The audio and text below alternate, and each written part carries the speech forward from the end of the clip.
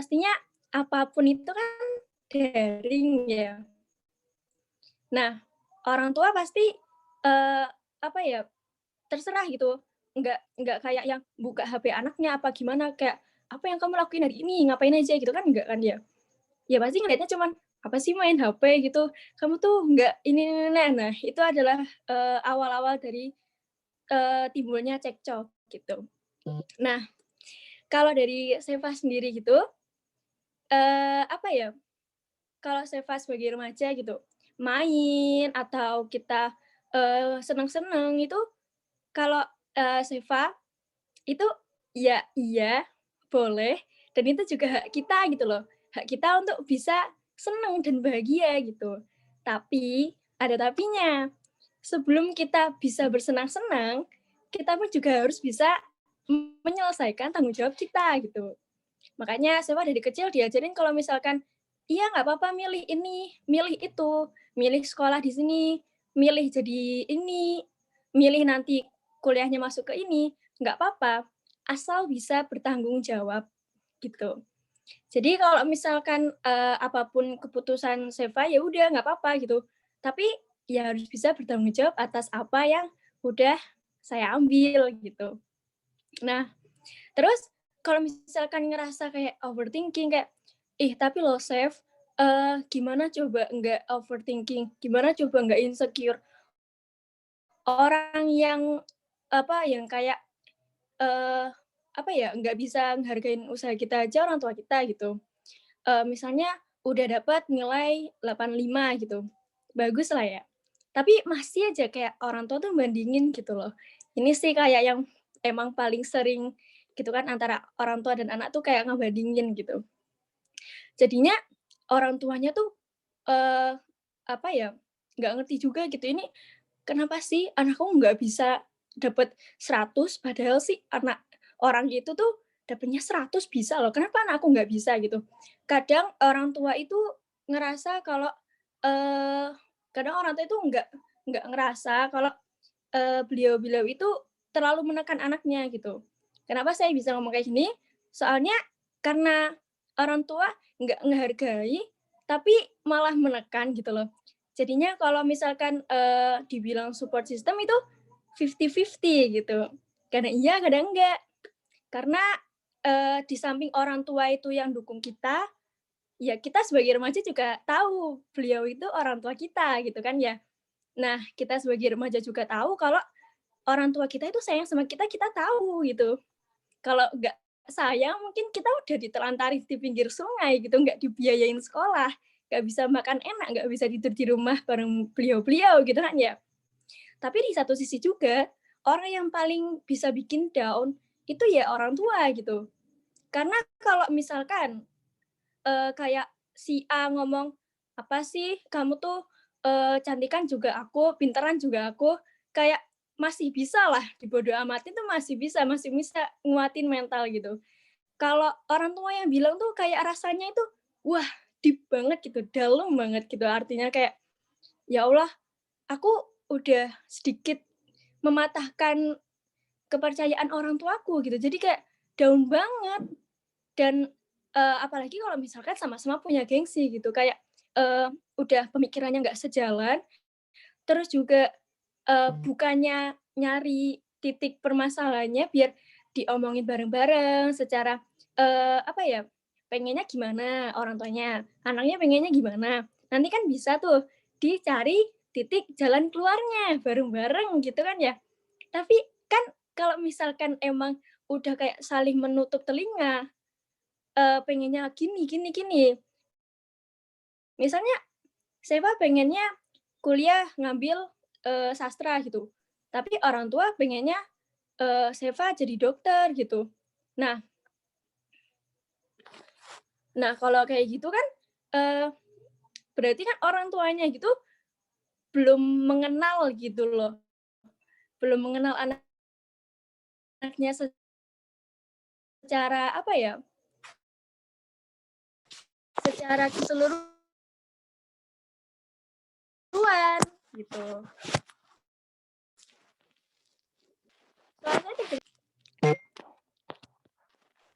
Agak putus-putus tadi terakhir, tapi udah stabil. Oh iya. Nah, saya lanjut ya. Nah, jadi di samping orang tua itu memberikan target kepada anaknya, tapi kami juga memohon dengan sangat gitu supaya orang tua juga bisa menghargai kita dan juga bisa mengerti apa yang kita gitu loh. Karena minat kita kan nggak, kamu harus minatnya tuh di situ. Ya kalau bakat kita di sana disuruh ke sini ya nggak bisa gitu. Nah, karena kita juga yakin kita itu punya plus minusnya masing-masing gitu. Mungkin si anak A emang matematikanya 100, tapi belum tentu si anak A itu punya gambaran yang sangat-sangat bagus seperti si anak B gitu. Karena nggak mungkin di satu kelas itu ada yang semuanya itu pinternya tuh sama gitu. Kita itu pintar dan kita itu cerdas dalam bidangnya masing-masing gitu. Nah, kalau soal Seva sendiri, karena Seva sekolahnya di asrama ya, dan berhubungan ini tuh pandemi jadinya masih daring.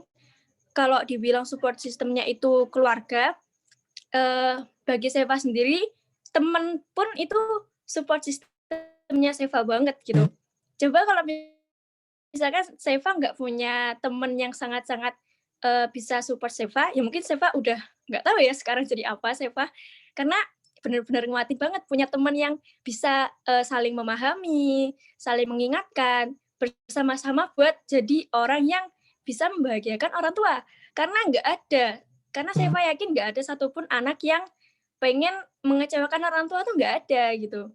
Semua anak tuh pengen kok membahagiakan orang tua, membanggakan orang tua itu semuanya siapa sih yang nggak pengen gitu loh.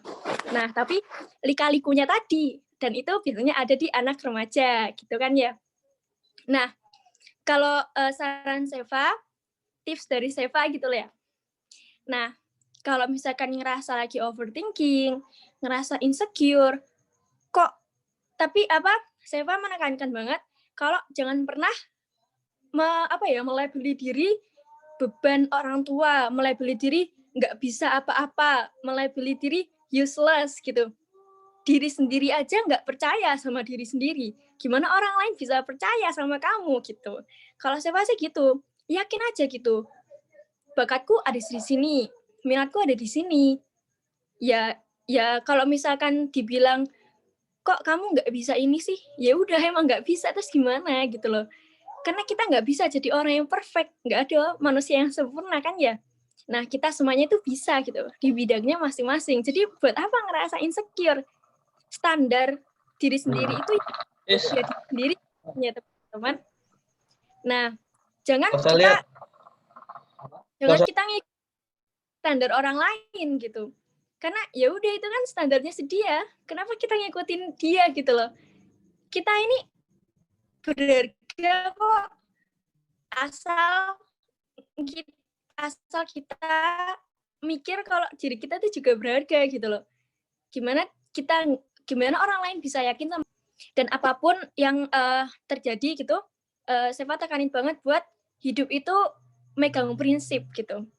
Coba kalau kita hidup nggak megang prinsip itu kita nggak tahu ya mau kemana, itu nggak tahu.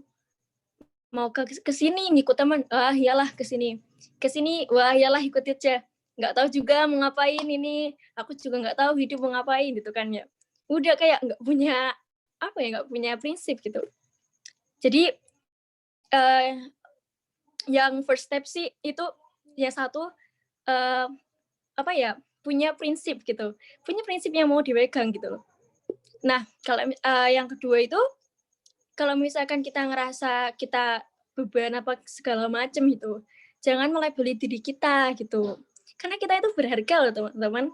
Kalau misalkan kita nggak berharga, kita ini dipercaya sama Allah loh. Makanya kita diadain di dunia ini buat jadi khalifah di bumi. Kalau misalkan kita diberi masalah, cobaan, lewatin gitu loh. Karena hidup itu nggak lurus, nggak mulus gitu. Karena pasti ada aja kerikil-kerikil gitu. Coba kalau kita nggak punya masalah gitu, kita nggak bakal pernah tahu gimana cara menyelesaikan masalah, dan hidup kita nggak bakalan ada hidup orang yang nggak punya masalah gitu. Kayak kalau misalnya ngerasa, "Ih, kok hidup dia enak banget ya? Kok hidup dia enak banget ya? Coba aja aku jadi dia," gitu. Janganlah ngerasa kayak gitu. Karena itu karena apa, mindset kita itu yang menentukan perilaku kita gitu. Oke, Kak. Nah, jadi buat teman-teman semuanya, nah kita tuh di masa remaja masih sangat wajar banget buat ngerasa, apa ya, ngerasa ini masih banyak masalah gitu. Wajar banget gitu. Kalau misalkan, nggak tahu, ah down gini gini gini gini, coba deh teman-teman semuanya mendekat kepada Allah. Kalau misalkan punya pemikiran yang beda sama orang tua, coba disatuin, dicari jalan keluarnya gitu. Kalau ingat, lagunya Nadine Amizah yang Bertaut itu tentang dia sama bundanya gitu. Caraku marah, caraku tersenyum itu ya kita gitu adalah apa ya, kita tuh anaknya orang tua kita gitu. Orang tua kita ya pasti support system kita itu ya pasti. Kalau 50-50 itu ya nggak apa-apa gitu. Tapi temukanlah support system yang lain juga, seperti teman yang bersedia untuk saling membantu dalam kebaikan, lomba-lomba dalam kebaikan, sama-sama kayak ngambis bareng atau kerja kelompok bareng gitu. Nah, buat yang terakhir juga, buat teman-teman semuanya, pokoknya pesan Seva, jangan sampai ngerasa kayak insecure, overthinking nanti gimana. Jalanin aja gitu dulu yang ada sekarang. Karena kita nggak disuruh nentuin hasil kok. Kita itu disuruh berusaha gitu. Dan jangan lupa buat selalu mendekat kepada Allah gitu sih. Syukran teman-teman. Oke, makasih untuk sharingnya Dea Sheva. Jadi teman-teman, itu tadi adalah sharing perspektif dari remaja gitu ya, dari perwakilan remaja, dari bulan Ramadina Seva Kartika gitu ya, tentang bagaimana mungkin tadi juga ada sedikit curhatan dan juga cerita-cerita perspektif dari sisi remaja. Nah, baik, terima kasih untuk sharingnya. Kemudian sebelum kita berlanjut ke sesi selanjutnya, untuk teman-teman dipersilakan kalau misalnya ada pertanyaan, silakan untuk diketikkan di kolom chat Zoom, ketik namanya, kemudian ditujukan kepada siapa, dan juga pertanyaannya apa. Nah, kemudian kita berlanjut ke sesi selanjutnya. Nah, di sini sudah hadir narasumber kita, Mbak Masita. Halo, Mbak. Halo Rida, suara saya terdengar jelas? Terdengar, Mbak. Nah, baik. Kemudian langsung saja di sesi kedua ini kita dengar langsung gitu ya materi dari seorang psikolog, concernnya di psikolog pendidikan tentang bagaimana sih sebenarnya My Family My Support System ini. Baik, mungkin teman-teman panitia minta tolong dibantu untuk share screen. Ya.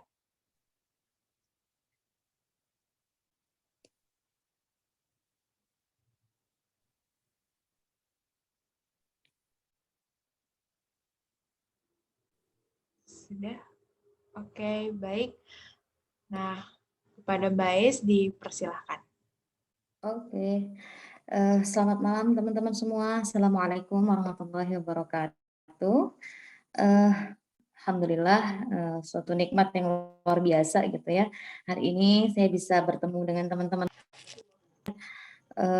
Mudah-mudahan di malam hari ini tidak mengurangi semangat teman-teman gitu ya, untuk sama-sama belajar dan sama-sama berdiskusi tentang remaja gitu ya. Jadi pembahasan tentang remaja ini pembahasan yang nano-nano gitu ya. Jadi kalau kita udah dengar penjelasan dari Seva gitu ya, oh ternyata persepsi tentang remaja itu seperti itu gitu ya. Jadi ada nggak sedikit gitu banyak para remaja yang justru family itu bukan menjadi support system gitu, tapi malah menjadi sering menjadi konflik gitu ya, sering menjadi sumber stresor gitu. Kalau orang psikologi bilang sumber stresor itu jadi sumber masalah gitu ya. Nah, malam ini kita mau diskusi apa sih sebenarnya My Family My Support System gitu ya.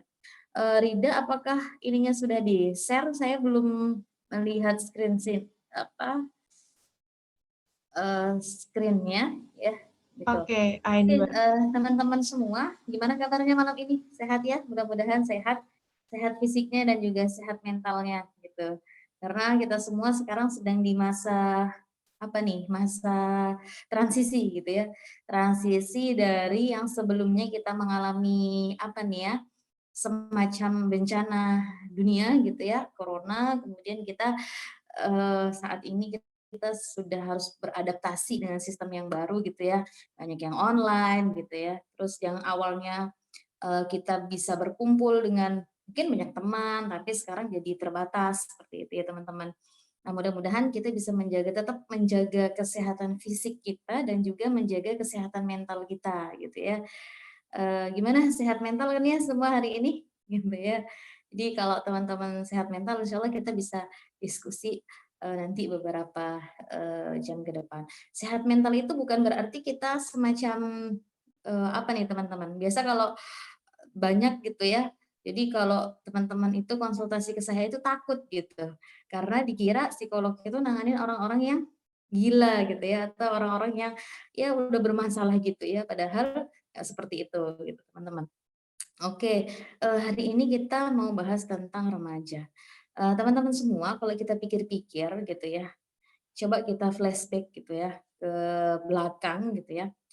Kalau kita pikir-pikir nih, banyak yang sebenarnya sumber masalah itu datangnya dari keluarga dan penyelesaiannya juga di keluarga gitu ya. Jadi kayak misalnya sekarang nih, kita ambil contoh yang sekarang yang terdekat gitu ya. Semuanya misalnya terjadi bencana corona ini ya, kita ada virus atau wabah corona, ya semua akan jadi bahan evaluasi gitu ketika misalnya, semua sekolah jadi daring, kemudian misalnya work from home gitu ya. Jadi kalau intensitas pertemuan keluarga itu sangat sering gitu ya. Nah, apakah kemudian dengan seringnya bertemu ini menjadi sumber kebahagiaan dari masing-masing anggota keluarga atau menjadi sumber masalah gitu? Justru malah sering ketemu nih jadi malah sering konflik gitu.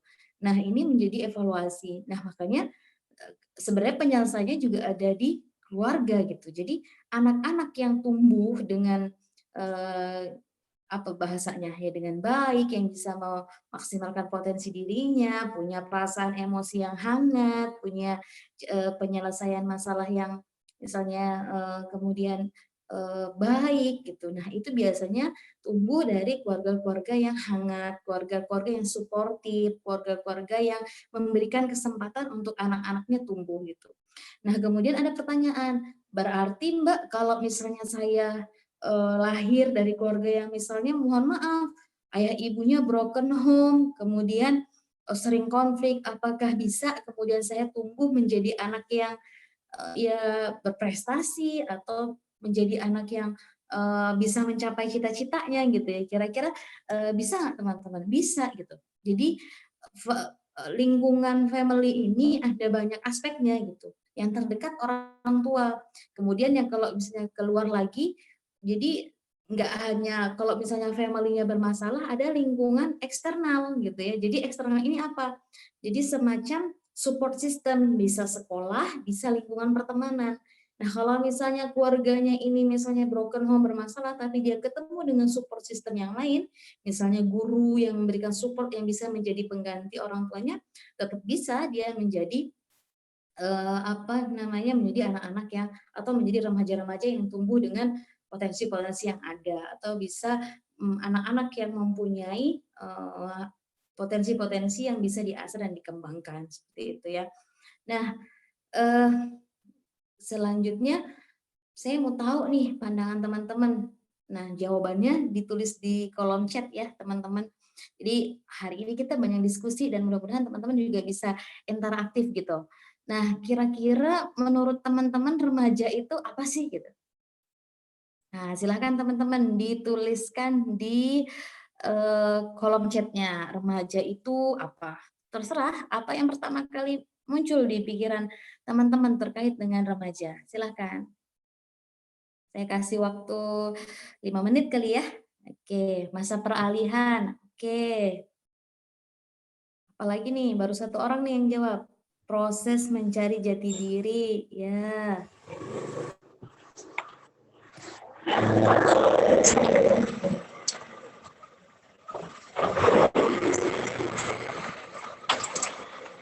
Baru 2 orang nih. Ayo yang lain nih, tunggu nih. Remaja itu apa kira-kira? Tidak ada jawaban benar salah ya. Ini berdasarkan persepsi kita, berdasarkan apa yang kita alami, apa yang kita rasakan. Menurut teman-teman, remaja itu apa? Mencoba banyak hal.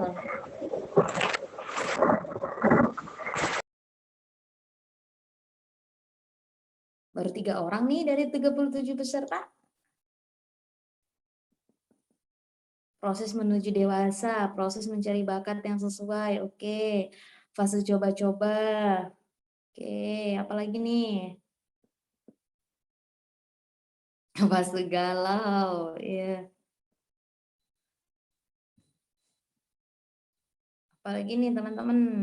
Kalau ada 1 orang jawab 1 berarti ada 37 jawaban ya. Cinta monyet. Pembentukan karakter.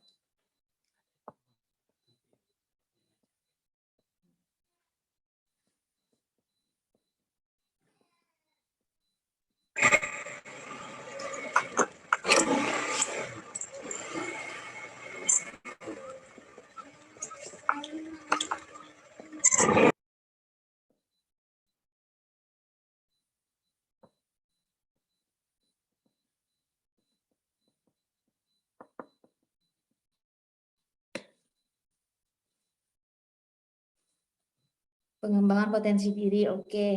Nah, teman-teman, semua jawaban yang teman-teman jawab itu benar semua. Itu adalah karakteristik tentang remaja, gitu ya. Jadi itu adalah gambaran umum tentang remaja, gitu ya. Jadi masa mencari jati diri, kemudian masa coba-coba. Kenapa dikatakan masa coba-coba, teman-teman?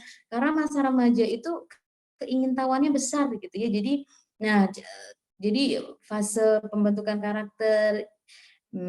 Ya, tapi sebenarnya pembentukan karakter itu sejak kecil gitu ya. Jadi sejak usia dini itu pembentukan karakter. Nah, jadi kalau teman-teman remaja ini fasenya sudah melewati pembentukan karakter, bahkan justru karakter teman-teman, kepribadian teman-teman itu udah muncul di masa remaja.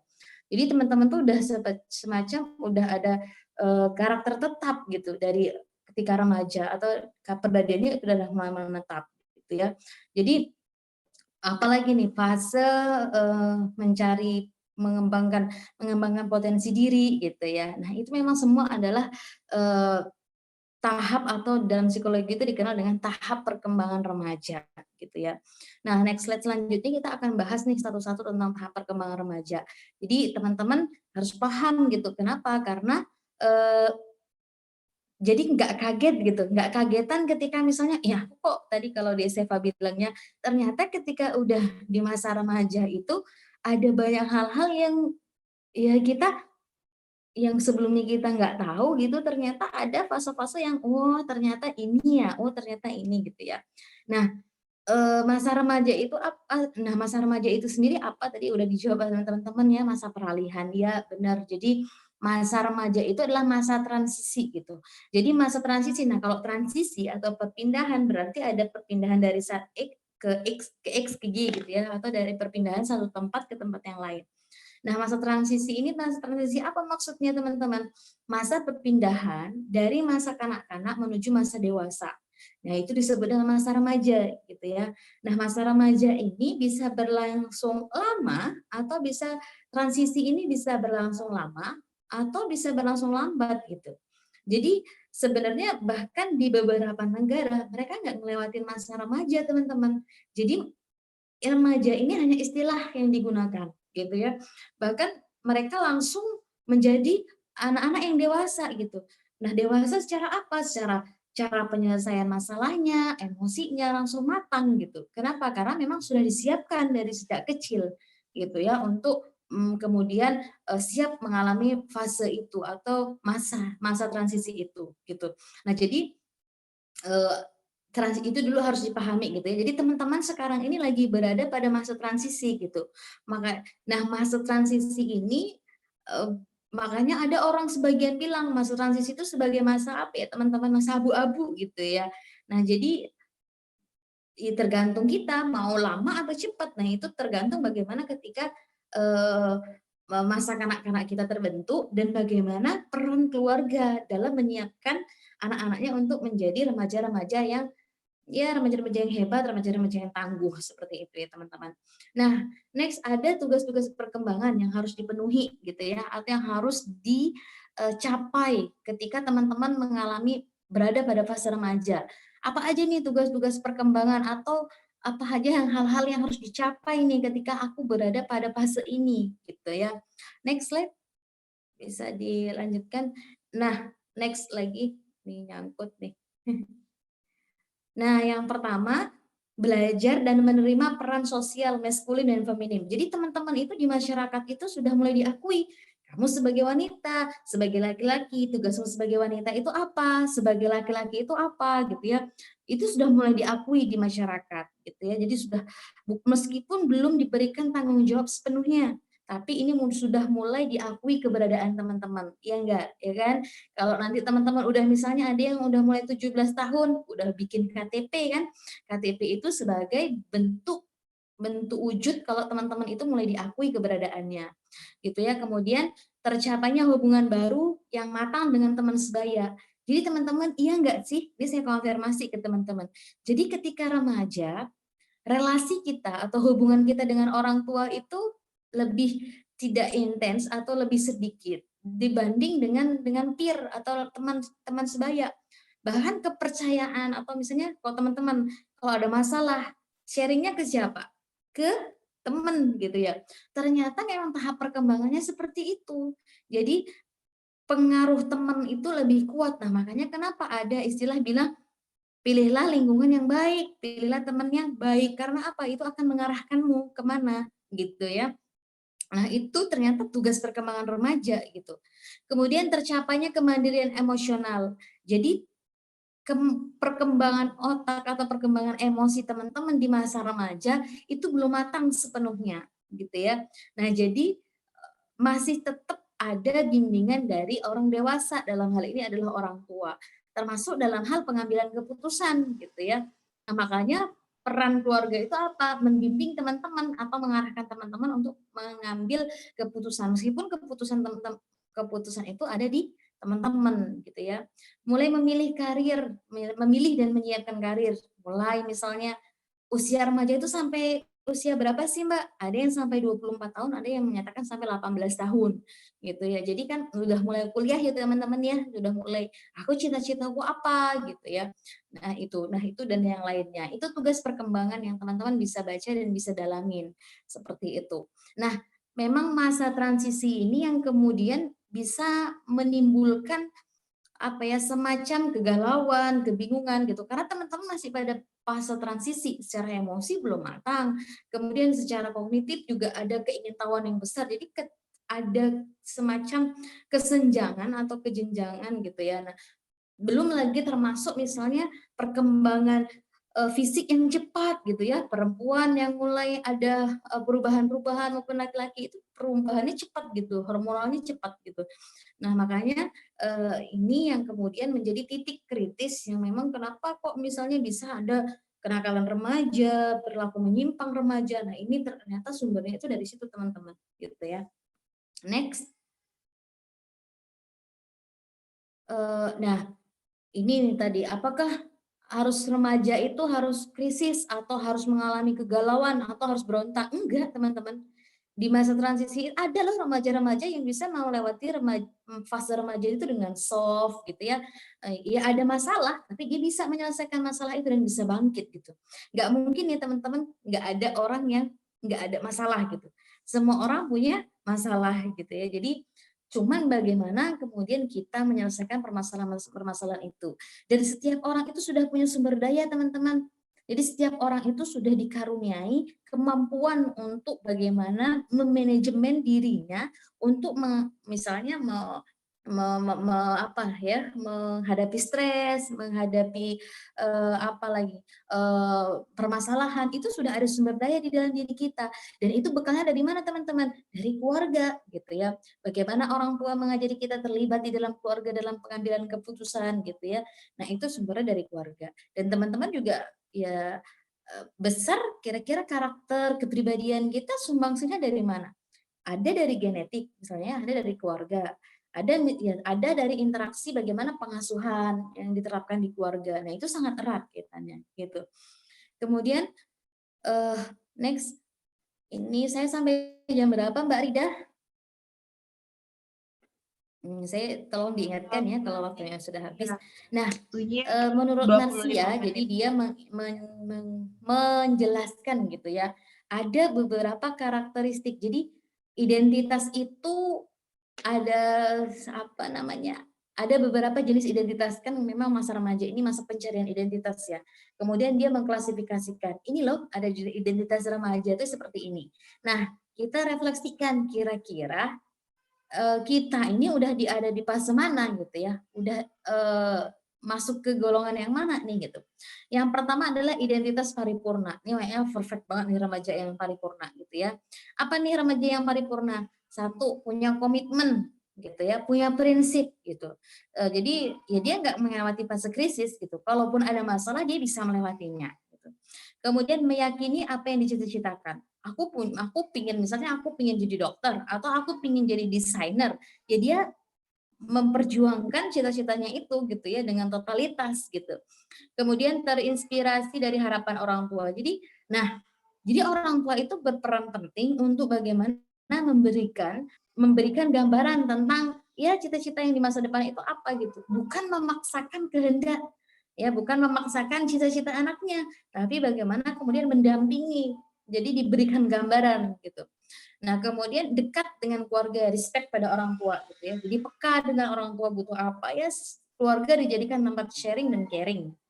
Kemudian ortu mengarahkan secara sadar tentang prinsip dan keyakinan hidup. Jadi ini kayaknya perfect banget ya keluarga yang seperti ini ya. Yang kemudian remaja yang seperti ini juga kayaknya luar biasa gitu ya. Nah, kemudian selanjutnya adalah identitas yang sembuh gitu ya. Identitas yang sembuh itu seperti apa? Jadi berhasil melalui krisis sehingga punya komitmen gitu ya. Punya komitmen, jadi dia ada masalah, dia punya masalah, dia bisa melewati fase itu gitu ya. Kemudian terbuka pada masukan. Jadi ketika ada masalah, dia mau dikasih masukan, siap menerima kritik gitu ya. Nah, kemudian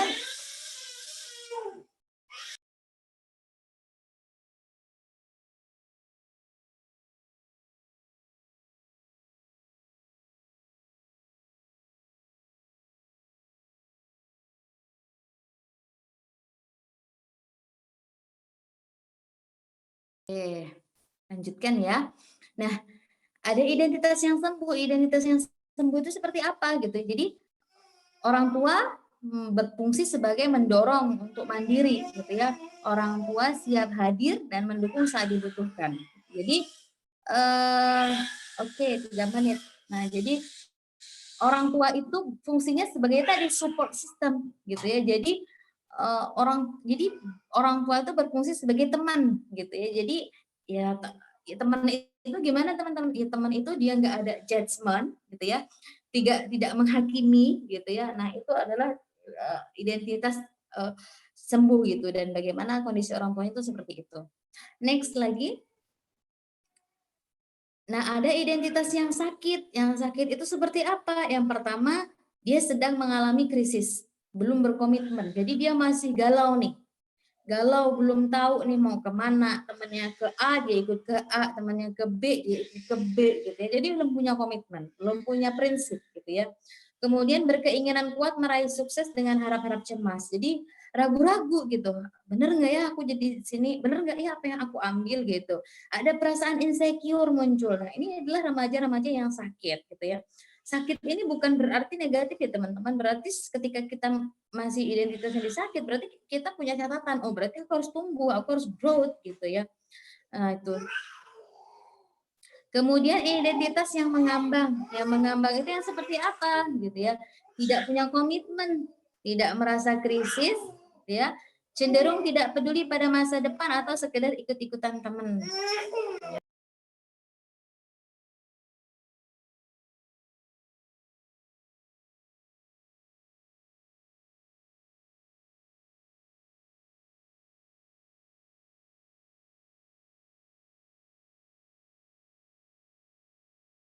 Oh, ini mohon izin ya teman-teman, nih ada sponsor nih. Nah, kemudian lanjut ya teman-teman. Nah, kemudian cenderung tidak peduli. Udah sampai identitas mengambang. Jadi tidak punya komitmen dan tidak merasa krisis. Jadi ya aku hidup sesuka aku gitu. Nggak ada masalah gitu.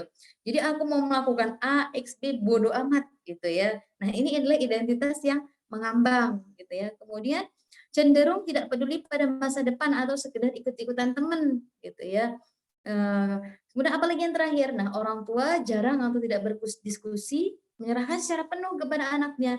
Ya terserah kamu gimana maunya gitu. Jadi, nah ini juga biasa terjadi pada orang tua yang sibuk nih ya teman-teman gitu ya. Nah jadi orang tua yang sibuk misalnya gitu dengan apa namanya dengan aktivitasnya gitu. Nah kita juga nggak bisa menyalahkan orang tua gitu ya. Jadi memang ya kita harus memahami, saling memahami gitu ya. Nah, next, maka sebenarnya lalu gimana pertanyaannya peran orang tua gitu ya, peran orang tua di masa remaja teman-teman gitu. Nah, orang tua itu memang berperan penting sebagai manajer. Jadi manajer itu apa? Jadi manajer itu memberikan kesempatan untuk anak-anaknya gitu ya. Jadi untuk menjadi inisiator secara dan juga inisiator sosial serta pengarah. Jadi orang tua kita nggak bisa melepaskan diri kita dari arahan orang tua. Kita masih tetap butuh pengarahan dari orang tua gitu karena kita memang masih di masa transisi ya. Jadi kita nggak kemudian melepaskan diri dari orang tua gitu, tapi kita tetap masih butuh arahan dari orang tua gitu. Nah kemudian apalagi yang teman-teman selanjutnya gitu ya. Next. Nah, jadi ternyata suasana atau keluarga yang kondusif itu mendukung tumbuhnya anak atau remaja menjadi anak yang mandiri dan nyambung. Nah, syarat mandiri dan nyambung itu apa teman-teman? Jadi mandiri itu dia mampu mengeluarkan apa yang dia rasakan gitu ya. Apa yang dia next slide bisa, apa yang dia ingin ungkapkan, apa yang ingin dia bagikan itu dia bisa mengungkapkan hal itu gitu. Next, jadi tapi tidak menutup kemungkinan ya teman-teman, kemudian aku dari keluarga broken home, aku keluarga yang penuh masalah, berarti aku nggak bisa menjadi keluarga mandiri yang nyambung. Bisa, kita masih punya support system yang lain gitu ya. Nah, mandiri itu apa? Jadi dia punya pendapat dan dia bisa berbagi, tahu cara menyampaikan pendapat yang berbeda gitu ya. Nah, kalau nyambung apa nih yang unsur yang nyambung gitu ya. Di slide terakhir yang nyambung itu adalah yang apa nih? Next slide. Ya, peka dan respect gitu ya. Tadi yang seperti saya katakan, peka dan respect terhadap pendapat orang lain. Jadi ketika dia dikritik, dia siap menerima kritikan gitu. Karena orang-orang yang tidak mau menerima kritik dan tidak mau membuka diri, ini akan menjadi masalah gitu ya. Ya nggak bisa berkembang kalau orang yang seperti itu gitu. Dan siap menerima pendapat orang lain. Nah itu teman-teman itu sepintas sharing dan diskusinya gitu ya. Jadi mungkin bisa kita refleksikan bersama-sama gitu ya, dan mudah-mudahan semoga bermanfaat. Terima kasih Mbak Rida. Baik, terima kasih kembali Mbak Ais. Nah, sekarang masuk pada sesi diskusi gitu ya, tanya jawab. Nah, di sini sudah ada 2 pertanyaan untuk Dek Seva. Nah, teman-teman silakan untuk mengetikkan pertanyaan apabila teman-teman ingin menanyakan sesuatu juga kepada Mbak Ais. Baik, sesi yang pertama saya rangkum di sini ada 2 pertanyaan yang ditujukan kepada Dek Seva. Yang pertama, bagaimana cara menghilangkan rasa overthinking yang berlebih, gitu ya. Nah, kemudian yang kedua, di sini ada, nah nih pertanyaannya, menghilangkan mindset tidak disupport gitu ya. Intinya seperti itu. Nah, ini teksnya adalah bagaimana sih Kak gitu ya cara untuk menghilangkan mindset bahwa keluarga kita bahkan orang tua kita tidak mensupport atas apa yang kita jalani, padahal jika tidak disupport tidak mungkin kita berada di sini seperti sekarang. Terima kasih. Nah, itu 2 pertanyaannya. Mungkin Deseva boleh sharing-sharing tentang 2 pertanyaan ini. Silakan.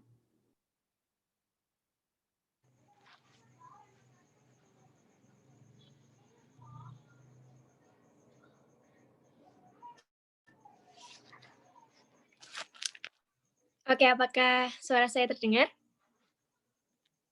Ya, terdengar. Oke. Saya menjawab pertanyaan yang pertama tadi ya dari, Kak Fathia tadi. Nah, gimana sih cara, apa tadi ya, menghentikan overthinking yang berlebih gitu. Iya. Nah, teman-teman, kalau saya pribadi ada rumusnya gitu. Overthinking tuh penyebabnya apa sih gitu kan ya. Pasti banyak pikiran gitu kan. Di otak kita tuh mikirnya tuh, aduh ini, ya Allah ini. Tergantung juga gitu apa yang di-overthinking-in sama, Kak Fathia tadi gitu. Tapi kalau misalkan mau meminimalisir karena kan kalau misalkan berhenti langsung itu susah ya, jadi nggak bisa gitu loh. Pelan-pelan tapi pasti gitu. Nah, eee, itulah kenapa, kita saat kita duduk di bangku SMA atau duduk di bangku SMP, kita mencari, circle pertemanan yang itu tuh sehat gitu loh. Bukan circle pertemanan yang toksik isinya. Yang toksik itu ya biasanya, ada yang cerita, bukannya malah saling support, memberikan nasihat, mendengarkan cerita, tapi malah beradu nasib gitu. Kan sering ya teman-teman kalau misalkan kita cerita ke teman gitu, eee, "Allah, aduh gimana nih, aku kayaknya nggak bisa deh ikut lomba yang itu. Ya Allah kamu mah mending, aku loh kemarin gini." Nah, itu suatu hal yang toksik teman-teman. Kalau misalkan, pasti udah pernah dengar kan ya kalau misalkan, berteman dengan, anak dari penjual, apa, wewangian, nanti kita jadi wangi gitu kan ya. Itu bener-bener valid gitu loh. Karena dengan siapa kita berteman itu akan seperti apa kita dipandang gitu. Dan, mindset kita, perilaku kita juga sangat-sangat terpengaruhi, terfaktori oleh pertemanan kita sama siapa gitu. Maka dari itu, pinter-pinternya kita untuk memilih-milih teman. Seperti yang juga dikatakan oleh, yang pendahulu juga, kalau misalkan berkumpullah dengan orang-orang yang soleh gitu kan ya. Nah, ini bener banget bukannya kita nggak mau berteman dengan si A, si B gitu. Tapi ya emang, kalau misalkan kita berteman dengan, ini tapi nanti kita diri sendiri aja makin buruk, ya gimana gitu untuk ke depannya kita mau jadi apa kalau terus-terusan berada di dalam circle pertemanan yang toksik gitu. Nah, untuk overthinking sendiri itu, karena kita punya teman-teman yang dengan circle pertemanan yang sehat, saling support, nggak bakalan kita tuh punya overthinking gitu. Dan juga kalau misalnya kita feel insecure gitu kan ya, "Aduh ya Allah kurang banget, aku tuh nggak bisa apa-apa." Gini, Allah Subhanahu wa Ta'ala itu udah memberikan kemampuan buat kita masing-masing gitu. Tergantung kitanya mau ngolahnya kayak gimana gitu. Kalau terus-terusan ngelihat ke atas, ngelihat orang-orang yang sukses, tapi kita pun ber bertahap aja itu enggak gitu loh. Kita berprogres aja tuh enggak. Bisa-bisanya kita insecure sama yang udah sukses-sukses. Mereka sukses karena mereka berusaha. Mereka juga menjalani dan mereka juga hidupnya nggak mulus kok, pasti punya masalah, setiap orang punya masalah gitu loh.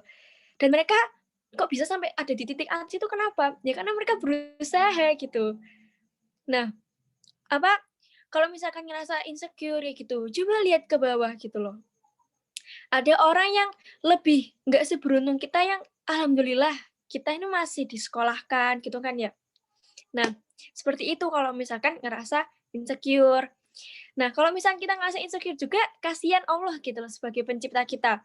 Udah menciptakan manusia dengan sebaik-baiknya gitu. Dengan plus minusnya masing-masing. Bisa-bisanya hambanya malah ngerasa insecure, ngerasa kurang.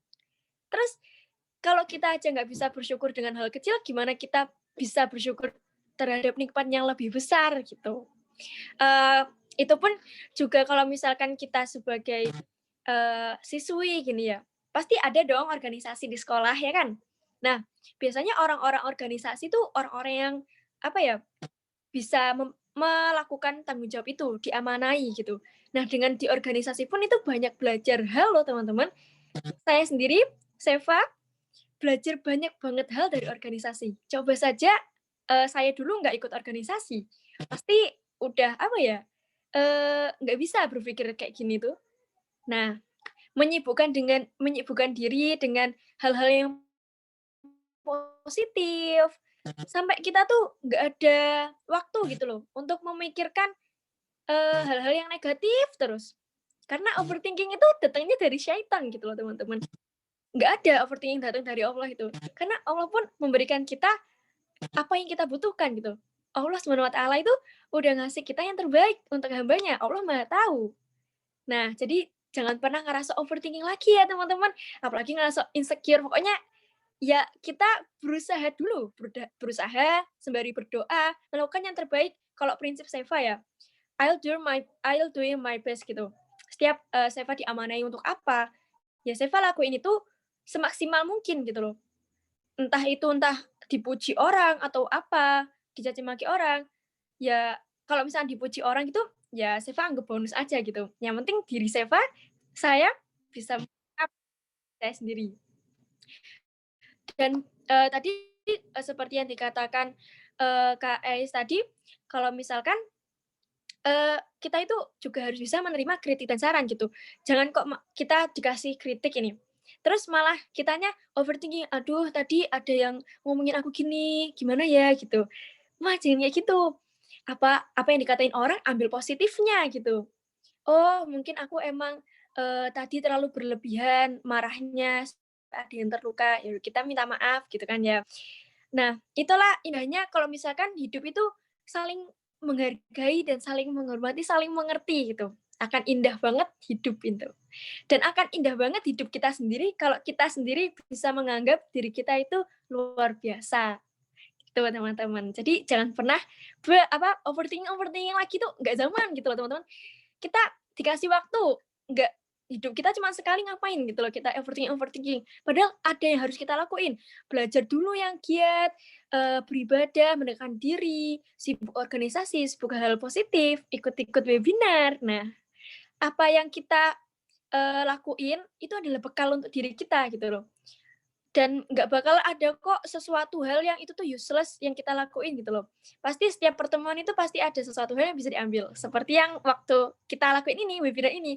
Pasti habis webinar ini kita bisa mendengar opini-opini orang. Oh iya ya gini gini gini, kita bisa belajar banyak hal, menambah relasi juga kan ya. Terus buat apa gitu kita overthinking, kan nggak perlu banget gitu, udah nggak zaman lah. Jangan overthinking ya. Terus tadi yang kedua itu gimana caranya menganggap bahwa orang tua kita itu mensupport kita gitu. Simpelnya gini teman-teman, nggak ada orang tua itu yang nggak sayang sama kita. Walaupun marah, walaupun kayak bilang kita kayak seolah-olah itu nggak care sama kita. Karena gini teman-teman, nggak semua orang itu sebaik dan selembut itu untuk menyampaikan suatu hal yang mereka pikirkan gitu kan. Seperti yang kita tahu kalau ada juga teman kita yang kayak dia tuh orangnya kayak suka marah-marah, ada yang orangnya lembut, terus ada juga yang careless, yang kayak bodo amatan, bukan urusanku gitu. Terus ada juga orang yang sangat perhatian, kayak kamu kenapa gitu. Nah itu juga orang tua kita juga nggak sempurna, orang tua kita juga manusia, pernah melakukan kesalahan, pasti pernah. Karena orang tua kita juga pertama kali jadi orang tua punya anak kita gitu kan ya. Dan orang tua kita juga pasti anak itu berbeda-beda kan ya. Mungkin di kakak kita diperlakukan seperti ini, kakak kita bisa nerima, tapi di kita enggak gitu. Kita ngerasa enggak dipeduliin, karena kok kayaknya aku tuh nggak pernah dipeduliin, kok nggak pernah disupport gitu.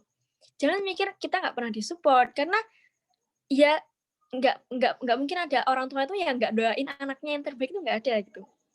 orang tua mengirimkan kita sekolah, di sekolah yang bagus, pernah diajak jalan-jalan, dibelikan ini, itu, dari kecil loh kita dirawat, dibiayai, diberi kasih sayang kayak gitu. Mungkin kita ngerasa kayak kurang kasih sayang, tapi sebenarnya ya orang tua itu sayang banget gitu loh. Ada juga orang tua yang, nggak bisa gitu loh, kayak menunjukkan yang banget banget juga ada tipe orang tua kayak gitu. Dan kalau misalkan orang yang broken home kayak gitu, menurut Seva broken home itu mindset. Soalnya, Seva juga orangnya kalau misalkan dibilang broken home, ya broken home. Tapi, Seva sendiri punya mindset kalau broken home itu ya cuman pikiran aja gitu. Kalau kita melabeli diri, "Aku orang yang broken home, aku nggak bisa ngelakuin ini itu, nggak bisa. Soalnya orang lain punya orang tua yang bisa ngelakuin ini itu." Ya, kalau misalkan diri kita aja udah kayak down-down sendiri, ya gimana gitu untuk mau maju gitu. Dan nggak ada juga gitu loh teman-teman, orang yang pengen membuat anaknya sedih itu nggak ada gitu. Orang tua yang membuat pengen anaknya kecewa tuh ya nggak ada gitu. Orang tua tuh sayang banget sama kita dan selalu mendoakan kita gitu loh. Kita mendoakan orang tua nih selesai sholat gitu. Apa kita bilang ke orang tua, "Mah, Pah, semalam aku habis doain, mama sama papa loh," kayak gitu. "Mah, Pah, semalam aku habis doain lagi loh," gitu kan enggak kan ya teman-teman. Nah, seperti itu. Walaupun nggak ditampakkan, ya mereka itu punya terbaik buat kita gitu. Dan, saya juga pernah baca kalau orang tua itu berlaku demikian ke kita, karena orang tua nggak mau kita itu seperti orang tua kita, gitu loh. Mungkin orang tua kita punya trauma di masa lalunya, punya kesalahan yang nggak pengen anak orang tua kita tuh jadi orang yang seperti orang tua kita, gitu. Nah, kan orang tua kita punya pengalaman hidup yang lebih panjang kan ya, teman-teman. Nah, seperti itu. Orang tua kita nggak mau kita berada di, lubang yang sama. Nah, karena itu banyak orang tua yang menuntut anaknya untuk menjadi orang yang hebat. Nah, seperti itu, teman-teman. Nah, kalau misalkan ngerasa tertekan, under pressure kayak gitu, diambil positifnya aja, teman-teman. Ambil prinsip kalau orang tua kita sayang kita. Nah, untuk membalasnya kita dengan apa? Ya dengan kita berusaha untuk bisa membahagiakan mereka. Walaupun sering marah-marahan apa gimana, tunjukkan kok bahwa kita tuh, eee, sangat-sangat bangga punya orang tua seperti beliau-beliau semuanya itu, gitu. Syukran, Kak. Oke, terima kasih Dek Seva. Nah, teman-teman itu tadi ya untuk 2 pertanyaannya. Semoga menjawab itu. Kemudian kita beralih di sini ada 3 pertanyaan nih Mbak untuk Mbak Ais. Mau satu-satu atau dijawab langsung 3 Mbak? Satu-satu dulu kali ya. Oke, yang pertama ini ada dari di sini Kak Dewi Nurcahyani ingin bertanya kepada pemateri Mbak Ais, My Family My Support System, yang intinya di sini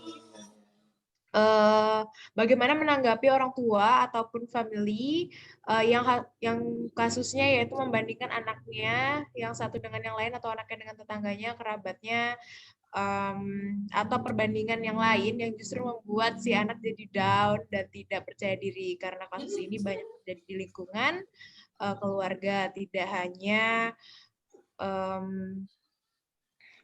tidak hanya bikin down tapi juga nggak percaya diri gitu. Kemudian jadinya anak-anak remaja bahkan dewasa pun juga merasakan gitu Mbak. Jadi gimana Mbak cara menyikapinya? Oke, teman-teman. Sebenarnya kalau kita berada di posisi itu tuh memang sesuatu yang sangat tidak nyaman ya gitu. Kayak misalnya dibandingkan dengan dibanding-bandingkan gitu. Ya sedangkan kita pahami bahwasanya setiap orang itu ada yang namanya istilah individual differences gitu, perbedaan individu gitu ya. Jadi setiap orang tuh punya kapasitasnya sendiri, punya potensinya sendiri gitu. Nah, kenapa kemudian orang tua melakukan hal itu? Bisa jadi orang tua itu belum tahu gitu bahwasannya potensi kita tuh bukan di situ gitu. Potensi kita tuh misalnya di X ini loh gitu. Potensi sedangkan kakak tuh potensinya di sini gitu. Nah, dan kita tahu bahwasanya luar biasa ya, kita kan sekarang ini berada pada generasi Z ya, kalau teman-teman sekarang lahir itu kan generasi Z. Nah, kita juga harus pahami bahwasanya ya orang tua kita mungkin lahir di zaman yang luar biasa gitu, terpaut jauh dengan zaman kita gitu ya. Jadi berbeda gitu. Berbeda dari dulu, mungkin zaman dulu anak-anak dibegitukan tuh ya biasa aja gitu, nggak masalah gitu ya. Atau tapi saya rasa sih nggak ada anak-anak yang misalnya nyaman dibanding-bandingkan. Mungkin efeknya nggak sehari 2 hari ya, efeknya nanti gitu. Ketika dia udah dewasa gitu, ternyata itu menjadi problem gitu ya ketika di masa yang akan datang. Nah, ketika misalnya kita sudah, tahu tahu gitu ya, oh ini memang membuatku nggak nyaman, yang pertama komunikasikan ke orang tua, gitu ya. Jadi diskusi gitu ke orang tua, kita ajak gitu ngobrol orang tua kita, "Bun, aku nggak nyaman Bun kalau Bunda seperti ini loh Bun, aku tuh ini." Nah, jadi kita bangun komunikasi yang positif terhadap orang tua gitu ya. Kita bisa bayangkan ya ketika misalnya orang tua ngejudge kita gitu ya, atau misalnya orang tua sebenarnya bukan niatan untuk men-judge, tapi bisa jadi itu semacam ya, sekarang kan banyak ya teman-teman kayak misalnya tema-tema tentang pengasuhan gitu ya, tema-tema tentang bagaimana berkomunikasi dengan remaja. Nah, ternyata semua itu ada ilmunya gitu ya, ternyata semua itu harus dipelajari gitu. Nah, tadi orang tua kita kan lahir di generasi yang kapan gitu. Jadi komunikasi dengan kita tuh ya juga, berbeda gitu ya. Jadi nah itu juga harus kita pahami gitu ya. Jadi bisa jadi dari kita sendiri nih yang mulai para remaja, ya bangun komunikasi yang positif gitu. Atau misalnya orang tua kita dengan lelahnya pekerjaan, dengan ya macam-macamnya amanah-amanah ya, termasuk amanahnya kita sebagai anak gitu. Kita pernah nggak ngucapin terima kasih gitu ke ayah ibu kita? Atau misalnya buat kata-kata yang senang, yang nyenengin mereka gitu. Misalnya, ya orang tua kita kan capek banget ya masakin untuk kita, atau misalnya capek banget ayah kita kerja untuk kita.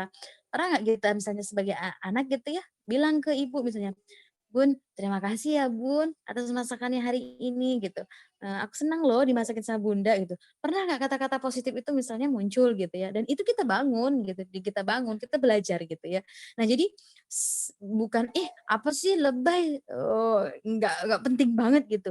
Nah itu harus dibangun, itu kata-kata yang positif memang harus dibangun gitu ya. Jadi semua orang itu senang ketika dipuji, semua orang itu senang ketika misalnya apa ya, disanjung, kemudian diberikan apresiasi itu senang gitu. Jadi lakukan itu juga dengan orang tua kita gitu ya. Dan itu harus diekspresikan teman-teman. Nah cinta itu harus diekspresikan, rasa sayang itu harus diekspresikan supaya tahu gitu gimana rasanya cinta dan sayang itu. Gitu. Mungkin itu Mbak Linda. Ini mohon maaf saya off video karena jaringannya kurang stabil dan memang ada anak kecil jadi takut mengganggu. Mudah-mudahan Ya, tidak baik. mengganggu kehusyuan kita meskipun hanya dengan voice ya teman-teman. Ya, nggak apa-apa Mbak. Ada sponsor. Oke, baik. Selanjutnya Mbak, di sini ada pertanyaan dari perspektif orang tua Mbak. Nah, pertanyaannya, bagaimana cara memposisikan diri agar dapat dianggap sebagai apa nih sebagai teman oleh anak-anaknya. Karena kebanyakan anak-anak merasa canggung dan tidak nyaman apabila ingin deep talk kepada orang tuanya. Begitu, Mbak. Jadi gini Pertanyaan. teman-teman, sebenarnya yang dirasakan orang tua tuh ya, kebanyakan orang tua, ini banyak nih, banyak orang tua gitu ya. Ya kayaknya kasusnya sih mirip-mirip sama-sama gitu. Banyak orang tua yang sharing gitu ke Mbak Ais gitu ya, konsultasi ke Mbak Ais. Mereka bingung gitu, bagaimana membangun komunikasi dengan anak-anak remajanya gitu. Karena kayak misalnya ketika remaja ya dia udah mulai agak menjauh, menjaga jarak gitu ya dengan orang tuanya. Jadi orang tua juga sebenarnya butuh kesiapan untuk bagaimana melihat anak-anaknya itu tumbuh menjadi remaja gitu. Yang kemudian perlahan sudah melepaskan tanggung jawabnya untuk anak-anaknya secara mandiri gitu ya teman-teman. Nah jadi mereka juga sebenarnya ya tadi ada kekhawatiran, ada kebingungan juga. Nah begitu juga mungkin yang dialami oleh anak-anak. Anak-anak juga merasa bingung gitu ya membangun membangun tadi komunikasi, gimana caranya membuat nyaman dengan orang tua gitu. Nah jadi sebenarnya apa kuncinya teman-teman? Coba deh teman-teman saling membuka diri gitu. Jadi ketika kita membuka diri kita gitu ya, ya bisa jadi dan nggak usah ada fake. Fake itu apa? Kayak semacam kepura-puraan. Misalnya gini teman-teman, misalnya kita memang butuh bantuan, tapi kita bilang, "Enggak kok, aku nggak butuh bantuan." Misalnya atau misalnya kita berpura-pura, sedih, tapi enggak kok Bun, aku enggak sedih gitu. Nah itu mengkhianati perasaan-perasaan kita gitu ya, untuk kemudian menyenangkan hati orang tua. Sebenarnya itu tidak baik untuk kesehatan mental kita sendiri gitu ya. Yang ya itu tadi, jadi orang tua yang membaca yang terlihat gitu, yang terlihat yang di anak-anaknya gitu. Nah jadi sebenarnya nggak apa-apa teman-teman, teman-teman membuka diri aja dengan orang tua, dan ya orang tua juga merasakan bingung gitu, khawatir, cemas gitu ya ketika takut salah ketika berkomunikasi dengan kita para anak-anak remajanya gitu. Nah makanya, nah kita harus membuka diri juga, menerima kita sebagai, kan cara berpikir kita udah mulai berubah ya teman-teman, kita bukan lagi anak-anak. Jadi yang harus kita ubah pola pikir kita adalah kita pahami juga bahwasanya orang tua kita juga bisa jadi ya tadi, lahir di generasi yang keberapa gitu ya. Jadi bisa jadi orang tua kita itu bersikap seperti itu karena mereka belum paham gitu. Nah, makanya gimana cara memahami? Ya kita kasih tahu dengan cara yang baik tentunya, dan kitanya juga mau membuka diri dengan orang tua kita gitu. Oke, baik. Terima kasih, Mbak Ais. Nah, kemudian ini pertanyaan yang terakhir, Mbak, dari Amalia. Pertanyaannya adalah, kalau kita anaknya introvert, kemudian kita mau bercerita sama orang tua, tapi seakan orang tua tidak ada respon, atau mengalihkan pembicaraan, sedangkan anak itu sensitif, dengan tidak ada respon orang tua tersebut menyebabkan si anak tidak jadi bercerita dan memendam diri. Baiknya bagaimana ya, Kak? Nah, seperti itu. Oke, jadi teman-teman ada banyak cara gitu ya. Kalau misalnya kita tipe orang yang introvert, ekstrovert itu nggak salah teman-teman. Jadi jangan salahkan, "Aduh aku kan kepribadianku introvert ya, aku kan ekstrovert." Itu nggak salah gitu ya. Jadi itu bagian dari diri kita gitu. Kalau kita tahu, oh aku nih introvert, oh berarti aku memang ya kalau misalnya ada masalah nggak suka diluapkan ke orang lain misalnya gitu, atau nggak suka bercerita, aku lebih suka misalnya menulis, diarahkan ke nulis, atau misalnya aku self talk, berbicara dengan diriku sendiri gitu. Itu kaitannya nanti dengan bagaimana teman-teman menyelesaikan masalah teman-teman gitu ya. Itu fungsinya kita tahu kepribadian kita itu apa gitu. Nah, jadi kalau misalnya teman-teman tadi misalnya gimana sih ya, sebaiknya ketika teman-teman ada masalah itu tidak dipendam sendiri gitu ya. Teman-teman bisa alihkan, misalnya aku lagi pengen nangis banget, nggak apa-apa teman-teman, nangis itu bukan suatu aib gitu ya. Jadi nangis aja gitu, dikeluarkan. Jadi kalau orang psikologi bilang tuh emosi negatifnya itu dikeluarkan gitu ya. Misalnya aku lagi pengen cerita gitu, misalnya kita lihat kondisi orang tua kita memang lagi belum siap nih gitu, atau misalnya atau kitanya yang lagi sensitif misalnya. Nah kalau misalnya kitanya yang lagi sensitif teman-teman, kita itu akan sangat peka membaca ekspresi-ekspresi orang, apalagi itu ekspresi negatif gitu. Bisa jadi orang itu sebenarnya mau mendengarkan kita, tapi pada saat itu misalnya dia lagi entah ngapain gitu, dan ekspresi yang terbaca adalah ekspresi kayak yang mengabaikan kita, nggak menerima kita gitu. Tapi sejatinya bisa jadi bukan itu gitu, tapi karena kitanya lagi sensitif. Jadi orang yang kalau misalnya lagi marah gitu, lagi kesel gitu teman-teman, dia itu lagi kayak listrik yang tegangan tinggi gitu. Jadi kalau kita deketin aja tuh bisa kesamber, bisa konslet gitu ya. Itu analoginya itu gitu. Jadi kalau kita lagi marah, lagi kesel, lagi misalnya kalau anak-anak perempuan ini lagi PMS ya, lagi ya sensitif gitulah ya. Jadi ibaratnya kalau disenggol sedikit aja meluap-luap gitu. Nah, itu tuh ibaratnya lagi tegangan tinggi. Nah, jadi kalau kita lagi punya emosi seperti apa yang harus kita lakukan gitu ya. Ya kalau misalnya kita, lingkungan kayaknya lagi nggak oke nih untuk aku cerita, kita bisa alihkan menulis, kita jalan-jalan ke pantai, atau menanam bunga, atau apa melakukan hal-hal yang positif yang lain yang bisa kita manfaatkan. Itu Mbak Rinda, kurang lebih seperti itu. Baik, terima kasih Mbak Ais. Mbak, ini ada satu lagi, mungkin ini jadi yang terakhir ya teman-teman. Ini ada yang bertanya, Mbak, bagaimana menghilangkan trauma masa lalu akibat bully? Seperti itu, Mbak. Oke, kita harus tahu dulu sejauh mana traumanya, ya, seberapa mempengaruhi kehidupan kita, kemudian udah sampai tahap yang memang membuat kita tuh tidak bisa, apa namanya, jadi bully ini kan banyak ya juga, kita harus tahu juga bully-nya bully apa, bully verbal, bully, apa yang macam bully verbal, bisa bully fisik gitu. Nah, memang bully ini jangka panjang gitu ya. Yang pertama ketika kita pernah punya trauma masa lalu misalnya teman-teman, yang itu kita belum bisa move on, yang pertama adalah temukan dulu apa itu. Memang tidak mudah karena kita kayak flashback lagi ke belakang gitu ya, kayak flashback lagi mengingat masa-masa yang tidak nyaman, mengingat masa-masa yang tidak enak itu tuh nggak mudah. Itu tuh membutuhkan energi yang luar biasa gitu. Nah, gimana caranya, Mbak? Yang pertama adalah, kenali dulu gitu, kenali dulu apa yang membuat aku seperti ini, atau peristiwa apa yang misalnya, oh dulu misalnya aku dibully, pernah misalnya dicaci teman-temanku ketika aku gagal atau apa, sudah. Nah setelah kita temukan, sadari, oh iya sadari, sadarinya gimana Mbak? Coba dicari gitu, dulu ketika aku seperti itu kan, kira-kira reaksi yang muncul dari aku apa gitu? Marah, kecewa, kesal, dan lain-lain. Itu semua disadari dulu perasaan-perasaan itu. Nah, setelah itu baru kemudian teman-teman pelan-pelan dilepaskan gitu. Dilepaskan, oh ya, lepaskannya gimana?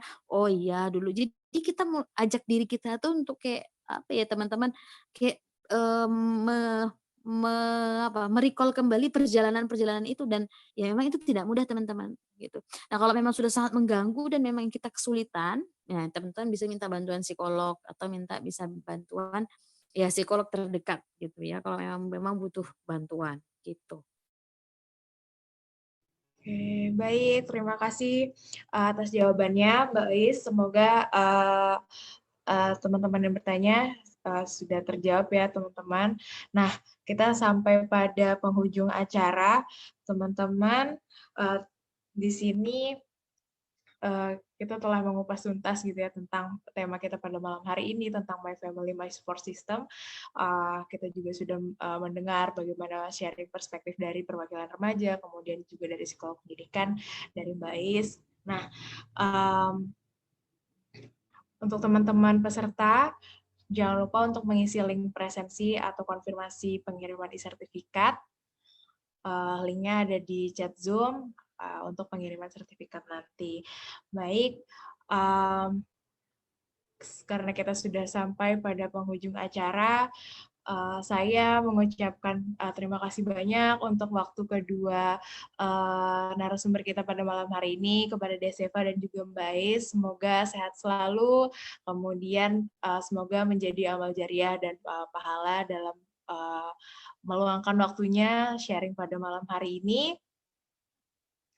Kemudian saya mewakili teman-teman tim Albiro Organizer mengucapkan mohon maaf apabila ada salah kata dan kurang. Semoga teman-teman peserta juga dimanapun berada selalu sehat, tetap menjalankan protokol kesehatan dan juga stay safe di rumah masing-masing. Akhir kata, billahi fisabilillah, fastabikul khairat, wassalamualaikum warahmatullahi wabarakatuh. Baik, terima kasih teman-teman semua. Silakan untuk meninggalkan ruangan Zoom meeting.